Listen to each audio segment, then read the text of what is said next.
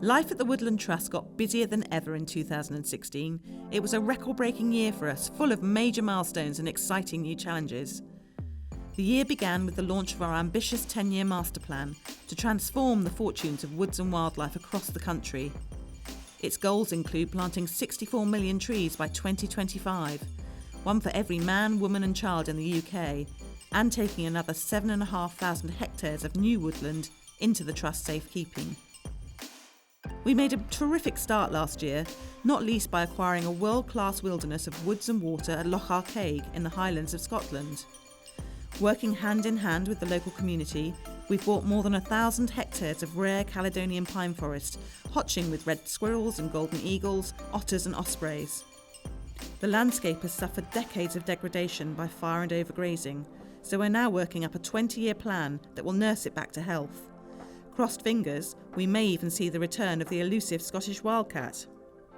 A phenomenal public appeal made our arcade project possible, raising more than £1 million. Many, many thanks to everyone who contributed. Support also came in from players of People's Postcode Lottery. Their £2.3 million award last summer was the Trust's biggest contribution and helped, along with an exceptional legacy, our overall income rocket up to £49.6 million, almost a third higher than in 2015.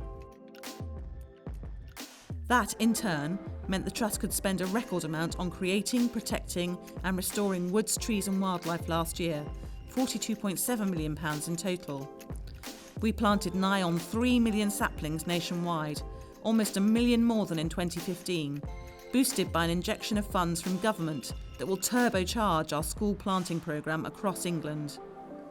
DEFRA's £1.9 million grant should see 400,000 more children digging in to plant trees over the next 4 years, many in inner-city primary schools.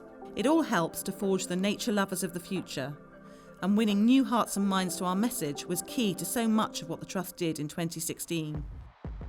For example, back in January, we spent a really rewarding, sunshiny day on London's South Bank, launching the campaign for a landmark tree charter.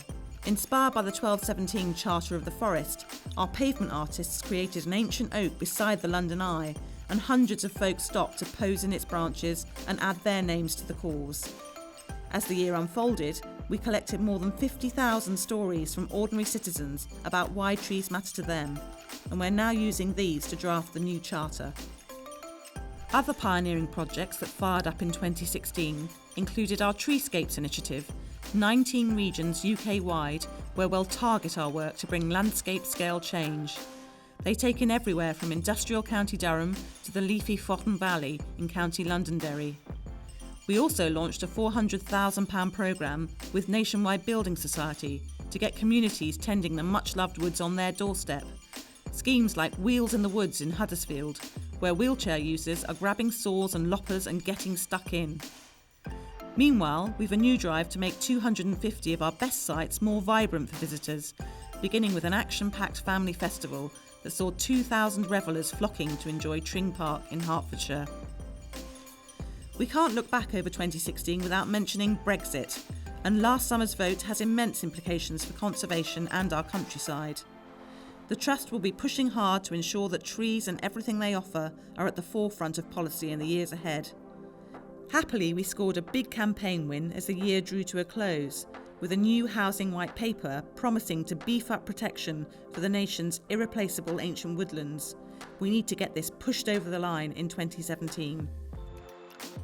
The Trust ushered out 2016 in great spirits, with more members and more supporters than ever before, and over 600 new volunteers pledging their support across the UK.